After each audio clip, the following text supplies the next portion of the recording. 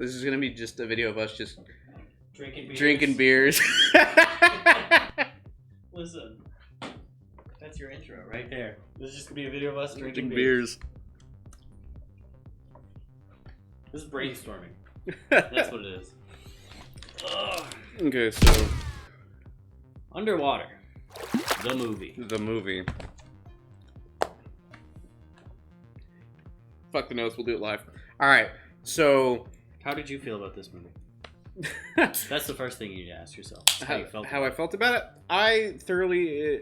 I did enjoy it, like, from the beginning. Because, obviously we're going to do a bunch of spoilers here. So you're just going to suck it up if you haven't seen the film. Get ready. Yeah, or you could just thoroughly also enjoy this because we are reviewing the film in its entirety with spoilers. And if you don't want to watch it, this is great for you. Oh man. Because now you watched it. Now you watched it. So, pretty much right from the get-go, like, you had, like, the slow pan in the hallway, and, like, as soon as you see the hallway, like, it kind of made me think of, like, Alien, like, the confined quarters and stuff. That was the whole vibe that I got throughout this movie, was just, like, instead of the dark vacuum of space where no one can hear you scream, it was the underwater abyss where no one can hear you scream. So either way, no one's hearing you scream. Yeah, or if you scream, it sounds like. So that's the vibe. I was concerned when I seen that. I was like, okay, is this just gonna be some kind of weird like Alien knockoff? But it is its own thing. And then I got a little more concerned when it panned to the left, and then you see Kristen Stewart there freshly with like shaved head, blonde. Yeah, it looks like Eminem with glasses. She did look like Eminem with glasses. I'm not out. And then also, like, for like half the movie, she's just running around in her underwear. It's like the George Lucas talking to Carrie Fisher, Princess Leia, about it's like there's no underwear in space type deal, where it's like they're just having to run around and all skimpy, like, but whatever. She's sitting there. She's like, so what is my character thinking right now? Well, you're not wearing any underwear, so she's probably thinking I would like to get dressed before we go fight monsters. So, but pretty much after she walks out into the hallway and then shit just starts exploding.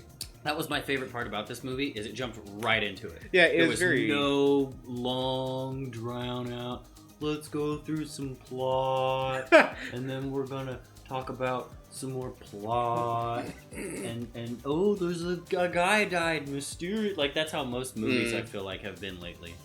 Yeah, it was very super linear. It kind of reminded me of like the new Mad Max Fury Road, because it's like, hey, we're going from point A to point B very quickly. Yeah. Yeah. And I also really enjoyed like it felt like a video game to me, because like every time you enter a new area, it was like, hey, we're at, you know, the Roebuck or whatever. Yeah. The little, you're talking about the little caption thing. Yeah, it was like so many feet underneath the ocean at such time and all that stuff. Yeah, that was neat.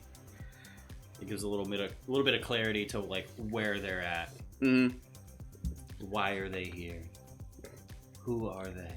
And then from there, once we move from the everything starts exploding, she makes it to the end of the hallway there, wherever like everything's starting to explode, and then she meets her homie there in that area, and then you find out she's got some kind of technical prowess because she's messing with the computers and stuff. Yeah, you're talking about that one guy that showed up and he's like, close the door, close the door, close the door, close the door. Yeah. And he's like, those two guys in the hallway running towards us. F those guys, they won't make it. I mean, they didn't, but yeah, I mean, they didn't close the door, they'd all died anyway. So but that guy, when they were going down into the sea, when they actually decided to go down, when his head exploded. Yeah, that was crazy. He imploded. Yeah, that definitely set the tone for like the rest of the movie, for what you can expect to happen, because it's just like, oh, we screwed up. Yeah. Or well. And also, like, what was really cool about the suits is that they looked like Space Marines to me, like from like StarCraft. It definitely looked very space themed. Yeah, they were super like chunky suits and stuff. I thought that was really cool, because it did seem that there were similarities between like the deep sea, like setting compared to like the space setting for sure. of like Alien. For sure. I thought that was super cool. And then, did you notice that, like the artwork and stuff that was on the walls? I can't say that I did, no. Okay, so like when they go into the area where they put on their suits and stuff, there's a bunch of artwork on the walls where it's like a dude in a sub, like the submarine outfit or whatever, or not submarine. I kind of know what you're talking about. Yeah, they're in like the deep sea suit, yeah. And then there's like a bunch of like angels and stuff like pulling it out. I thought that was really cool. And then there's like another sculpture that kind of happens somewhere else in the film where it's like Poseidon. It's supposed to be like Poseidon handing over like the sea to humans, and the humans are in like the deep sea outfit, and behind the humans is like some gears and stuff. So it's like handing over like this natural thing over to these people who entire culture is basically very technological and stuff like that. And I thought that was pretty interesting because it did seem like there was a lot of man versus nature and then a lot of man versus God in this film. Yeah, well, when you get to the point where you actually, like, they reveal the monster, and let's talk about the monster for a second, because the monsters in this were very new, but also, like, safe. Like, they were, the way that they made the monster felt like Cloverfield underwater. Because it was like big monster and tiny little monsters just attached to a big monster. Yeah, I like the fact that they were like humanoid or like biped in nature, like merfolk or some kind of and like you got this like 9 feet tall thing and just in the dark of the ocean, like that is scary as hell. It moves at like light speed, like that thing is like in its environment. We are not in our environment. The monster is pretty cool, and like this movie does like a good here. It does a good job of preying on like what we think would be in the dark of the Mariana Trench, like all the sea monsters and stuff like that. Because when they're out there wading around and it's dark and you don't see, and like the camera's like getting real close in on their face, it makes it feel claustrophobic, and like you're unsure about what else is in the water, and then you're in this open space. You do not feel safe out there just because you're in the dark, and you're like this. You've got lights on your shoulder. You're this beacon in the darkness. Who knows what the hell's in there? Oh yeah, you get eaten by a freaking anything down there. You get poked by something, and you're just like, well, I guess I decompress it. Just fucking explode. Well, yeah, but you would implode. But like, so you just there's a rip there. Well, I guess I'm dead now. Like, they could also just be walking around and then you run into Deathlock submarine because they're down there recording an album in the Mariana Trench. Or like Bioshock. You run into a Big Daddy and you're just like, well, I guess I die here. That would have been great. I would love to see like a Bioshock movie. Big Daddy. Well, yeah. So, talking more about the monster, because I'm all I care about is the monster. Really, for most movies like this, is like, is the monster good? Is the plot good? I don't care as long as the monster's good. The fact that they used CGI and not practical effects for most of these monsters it's really interesting to me, because I love practical effects and I absolutely despise most CGI unless they spend a bunch of money on it. Because the fact that they did all of the scenes in the dark, CGI monsters. You shoot CGI monsters in the daytime, they look like crap. Yeah, they're terrible. I don't care how much money you put into it. It looks like garbage. But the fact that they did it underwater, in the dark, CGI monsters, looks fine. Looks fine. And like, I think they could get away with like the CGI because like how they filmed the movie, it was in like some broken down lows that they rented out, and then everything was pretty practical. The only things that they CGI'd was they did a water or a dry for wet, and what that means is they CGI'd in like all the water, and then as well as their the glass on their suits, and but everything else was like super practical, and then obviously the monsters are going to be CGI, but they, in order to get them like slow down and move, look like they're sluggish through the water and everything's getting smoothed out, it was because they had them hanging on to like wires and stuff. Yeah, they just like held them back. Okay. So it's making it more difficult for them to move, and also it probably helps that the suits are like 100 pounds a piece. Ooh. Yeah, I imagine that sucks to rehearsing that all day. Yeah.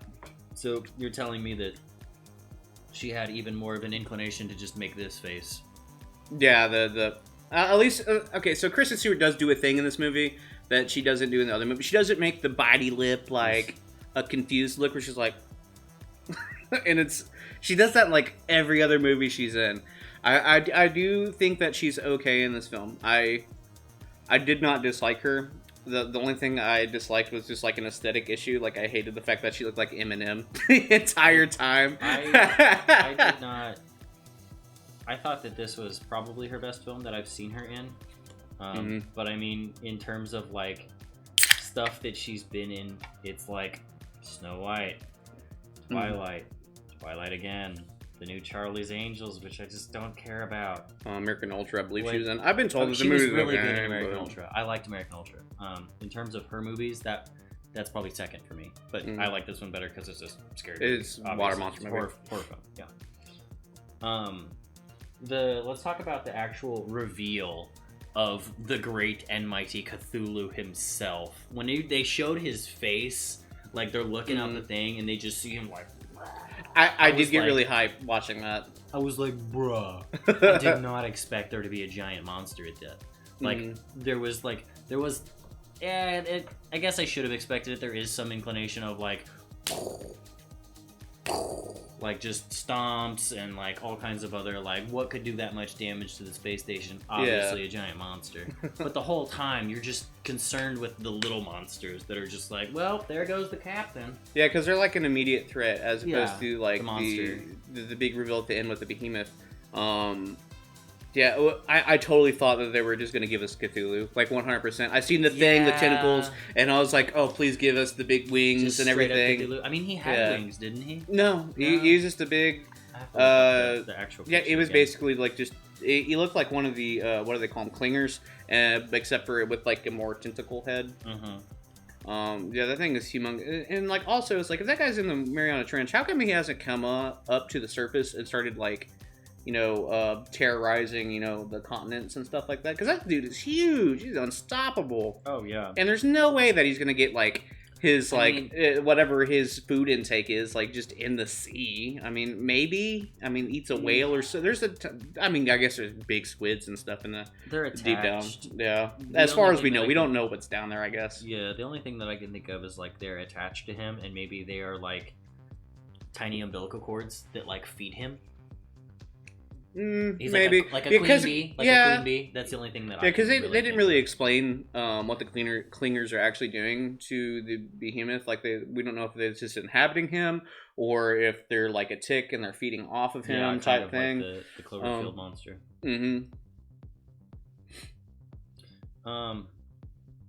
Yeah, I really enjoyed this film. I'd like to see more Cthulhu-esque, H.P. Lovecraft type movies. I thought. Color Out of Space was really good in terms of Cthulhu movies. This one was really good in terms of Cthulhu movies. There's not a whole lot of Cthulhu movies or H.P. Lovecraft movies that we've gotten that are up to par. Yeah, that are like big studio quality. Yeah, for sure. Yeah. And the fact that this was just like put on the back burner for like 3 years and finally got a release, that's a miracle within itself. Yeah, like because they could have just canned this and been like, we're just not going to show it. I am very happy that they did release this film. It was a good film. I did enjoy it. There was like an ongoing sense of dread like all the time. Like the filmography was really good. The cinematography, the special effects and everything were great. My issues were some like minor plot things that they didn't do.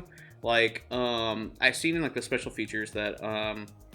Instead of like the little stuffed bunny, the mini Paul Jr. whatever it was that they were calling it, it was like a plush bunny, and they were like handing it off, and it seemed like whoever was really getting handed the bunny was like kind of gonna survive. Whoever's in charge of the bunny gets to live. Yeah. Well, I mean, in a way, because like even though like Paul did get attacked, he handed it off to I believe it was Kristen Stewart's character. And or the other girl that was like in the Lovebirds. Yeah, Emily didn't get it until the end, whenever she put it on the in the escape pod. Oh yeah. But it did seem kind of like whoever had the money was like, they're probably gonna survive.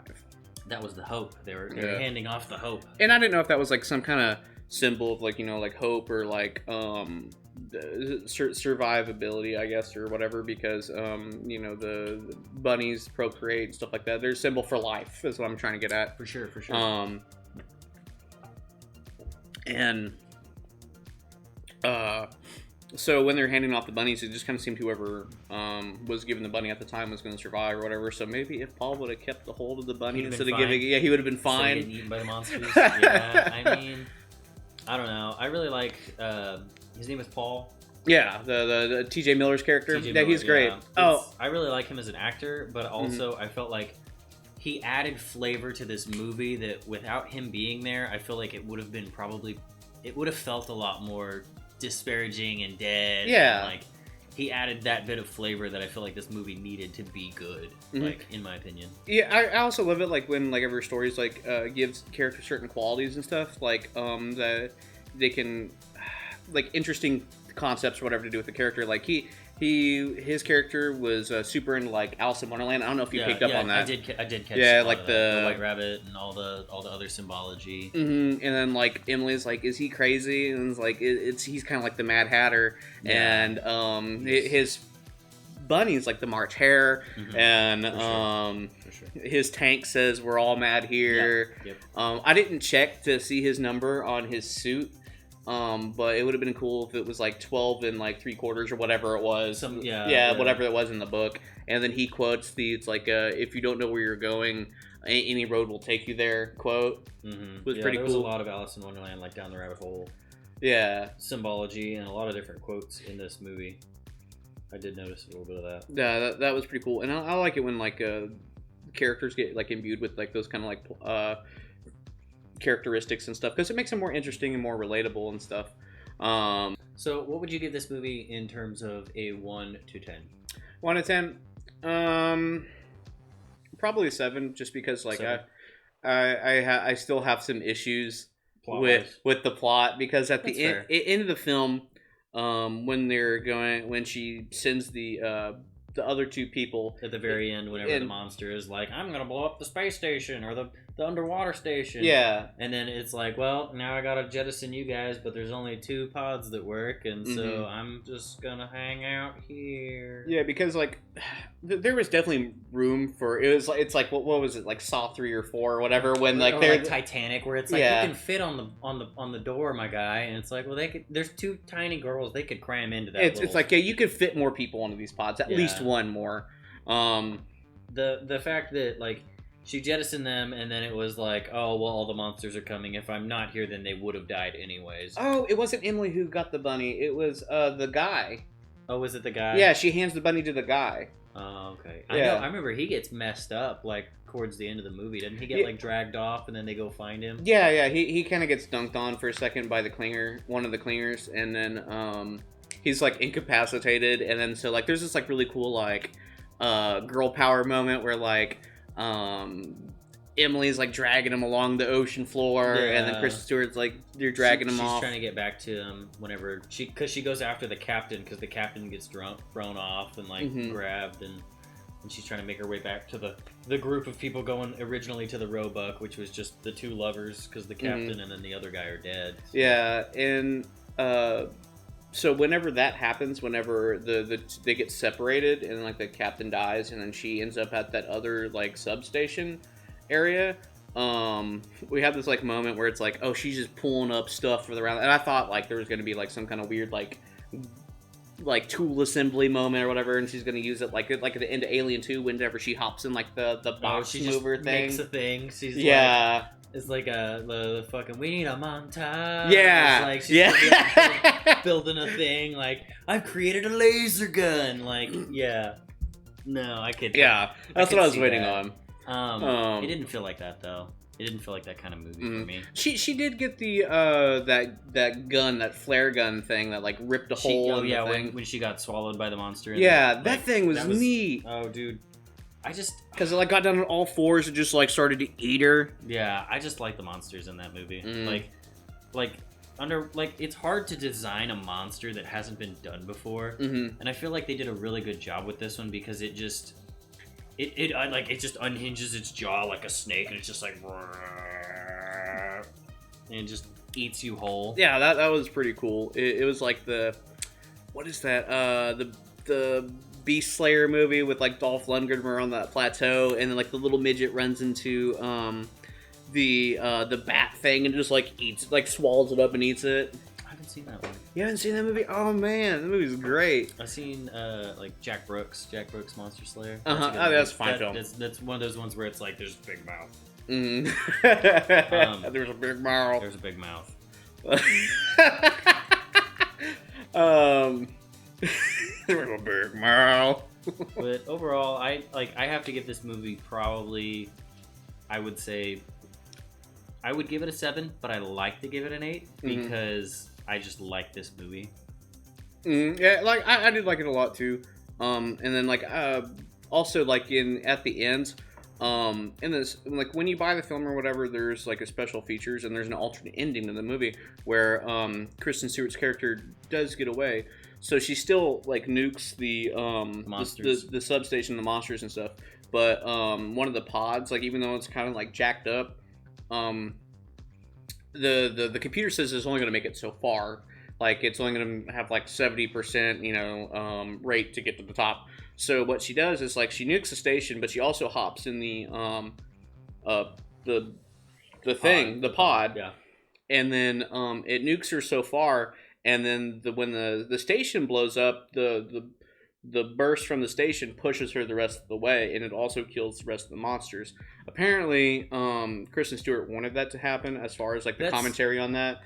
And that doesn't make sense to me because no one fights that hard to survive in a film and it's just like, yeah. So the only reason that I can see that being a thing is they push the dead boyfriend plot aspect so hard. And I felt like that didn't matter. Like, it was fine, and I get it. It's like you're trying to make her feel more, like, human, or you're trying to make it feel more like you have some kind of, like, oh, I feel bad for her. I have an attachment to this character, and so I care about these characters and what happens to them. But it's like the only character that I really cared about was Paul. Yeah. That was really the only character that I cared about. And I didn't care about Kristen Stewart until, like, probably the middle to the very end. She killed that monster. I was like, she gets to live.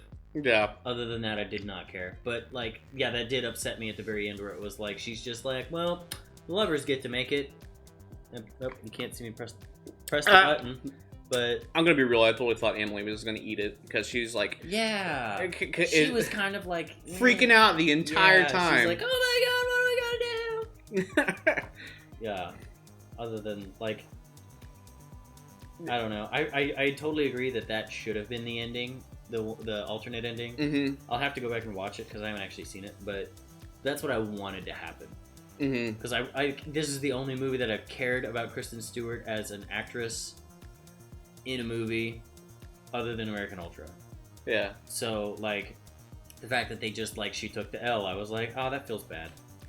Yeah, it's like every other movie, I just don't care about and you got the corny line at the end, it's like, let's light this shit up. Yeah, and I was like, yeah, that's fine. That's fine. I don't care, but that's fine. Yeah, like if I would have saw this film in theaters, I would have been probably a little salty about it. I did go see it in theaters, and I wasn't super salty about it. Really? I wasn't super salty. I would have been a little bit upset. The ending, the ending did not affect how I felt watching this movie. In the way that I saw it, it was just like, man, I'm glad we went and saw that movie. That was a good movie. I'm going to buy that as soon as it comes out. And I went and did. So it was like, well... Yeah, so... I just like water monster movies. That's just me. So I kind of, like, peeped that there was special features before I even watched the film. I didn't watch the special features yet. And when I seen that there's an alternate ending, I was like, oh, no, this is going to be like an I Am Legend thing where, like... Where the alternate ending is better than the regular ending? Yeah, and I was like, oh, she's definitely dying in this movie. Yeah. See, I didn't even expect her to die until the very end, but oh man, it is whatever. But yeah, and also they instead of like the plush bunny, they were they had filmed scenes where it was a real bunny.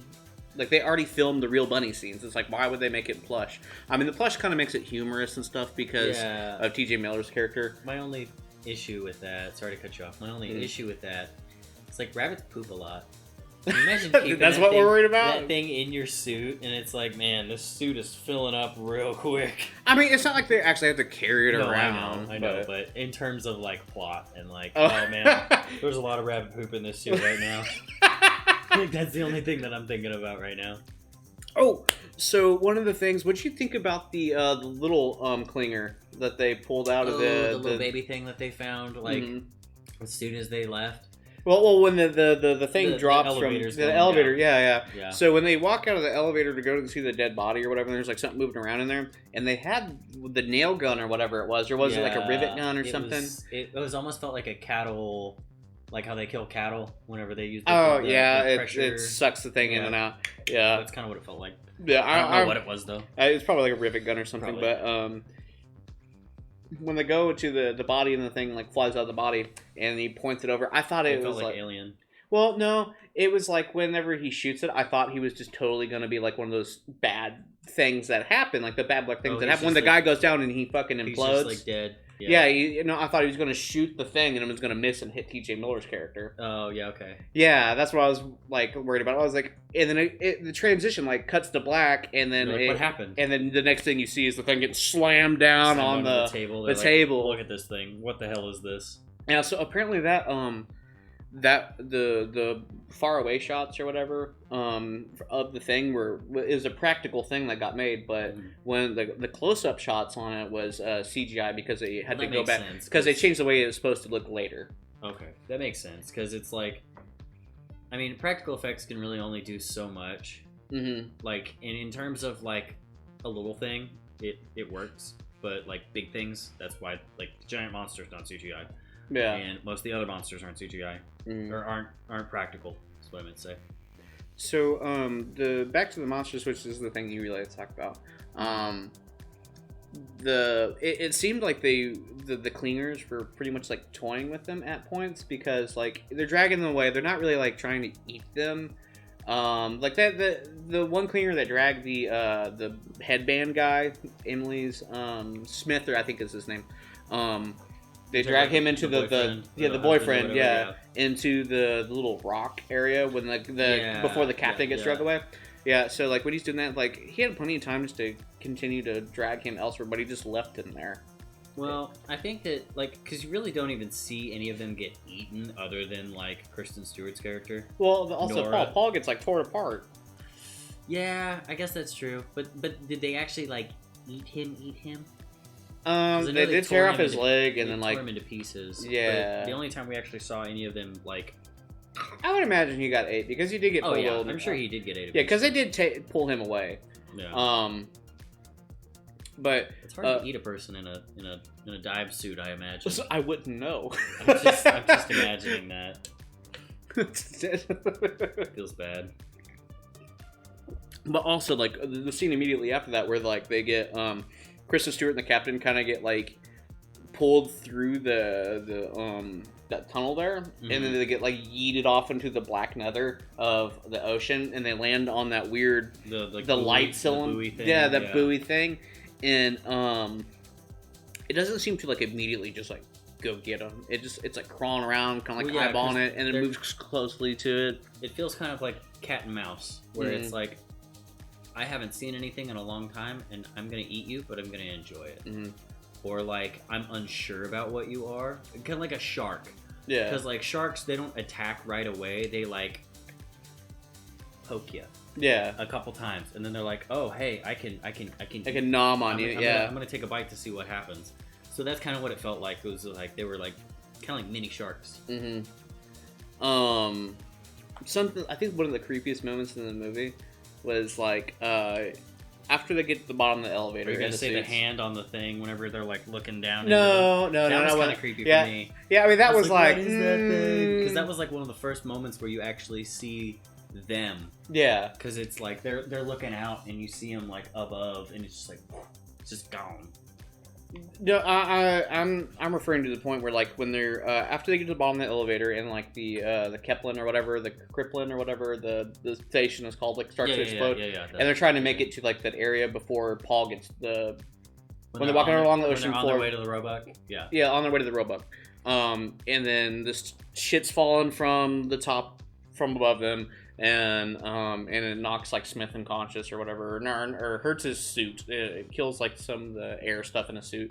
But when they go to the door or whatever, and then they're like looking around, and then they're just standing there. Oh yeah, I know what you're talking about. They're standing on top of the pipeline area. Yeah, and it's just like up there. They're just like, what are you doing down there? Yes, what's going on down there? What y'all got going on? I was like, hey man, he's up there. Did anybody notice him? I see him. Yeah. It was just like super sketchy. It was like one of those like weird like Signs alien moments where like you see the alien off in the distance and it's like, no, we're just gonna ignore that. I'm here. Yeah. Can you see me? No? Okay, then I'll go back into the dark. That's kind of what it felt like. Yeah, so even though it was like the cat and mouse thing, I think that was like part of like their observation was just them standing with like trying to size up what they're trying to eat. Oh yeah, kind of like a snake does before it like how big a boy are you? Yeah, there's that story of the snake sleeping in bed with its owner or whatever because it was a pet, and what it was doing was it was sizing its owner up to eat it. Can I eat you? Can I eat? Are you big enough? Are you small enough? You gonna fit inside me? I'm gonna fit. Yeah, you're gonna fit right inside me.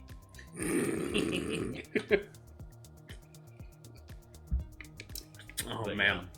So yep. That's really the most of what I think about that movie. Was just like CGI was pretty good in terms of CGI. I agree. I would like to see more practical effects, but that's just me. That's just my opinion. I love practical effects. I like the Cthulhu aspect. So one of the things I want to do for this segment, which is unnamed, we will figure out a name, and I'll probably put it in this spot right here. Listen, let's call it Movie Monster Mondays. Movie Monster Mondays, and then we'll release them on Tuesdays. Yeah, because fuck the people. Well, you gotta do Water Monster Wednesdays and release them on Thursdays. And then you do Movie Monster Mondays and you release them on Tuesday. Hell yeah. Fuck everybody's plan up. Nope. It's 2020. You can't let people know where we're going right now. Yeah. So, one of the things I want to do is I want to do like a survivability scale. It's like if you're in the film, how... On a scale from 1 to 7, how effed are you? Would you survive on a scale from 1 to 7? How effed are you? Like, I don't know, man. In this movie, I'd like to think I'm pretty effed in this movie just because I'm very claustrophobic. And so this would mess me up. Mm-hmm. I'd be like, well, I guess I'm just gonna die in the giant explosion. That's I'd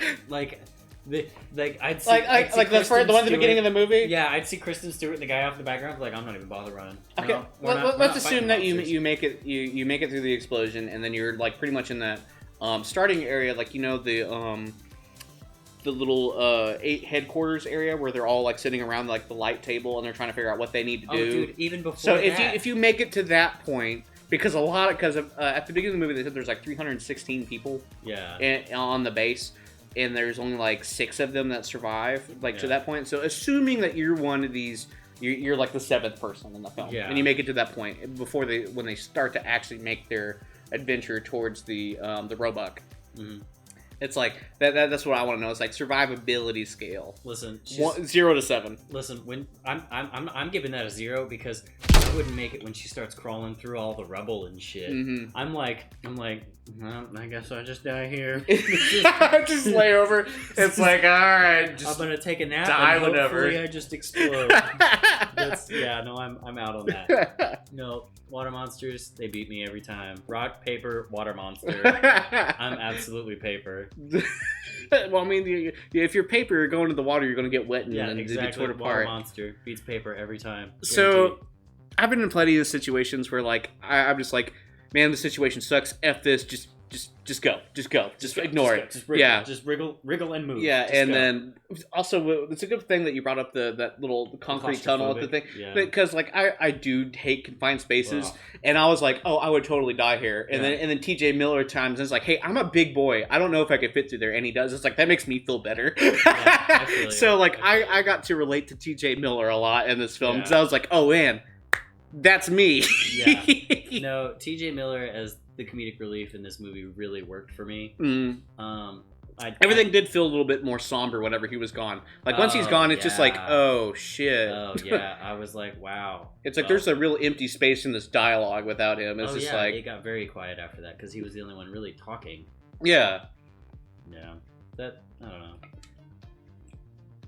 It's a good movie. But for me, I would think that I would be, like, at maybe a 1 or a 2. Because I could fit through the thing if TJ Miller can. And then, How are you gonna fight water monsters, though? That's why it's a 1 or a 2. Okay, that's It's like, if I ever get in contact with a water monster, I'm probably just, like, done. Yeah. But any, like, the random obstacles that they come across is like, hey, we need to do this or whatever, everybody's like, oh, man, this sucks. It's like, I have a pretty good mindset about that, where it's like, okay, just fuck it, we're gonna do this. We're gonna do it. The problem with me getting through this, as I'd see these things and be like, what is that? What is that? There's a thing on the thing. I'm not going out there, dude. Nah, I'm cool. I'm cool. I'm gonna hang out right here until I run out of oxygen. And you guys have fun. You guys go fight the little mermaid monster Cthulhu things. You have fun doing that. No, I'm just lose my air right here. But yeah, that's how I feel about that. Yeah. Well, it's been real, fellas. So, insert segment here. I don't know the name of it currently, but we'll get a name for it, and we'll catch y'all later. Deuces.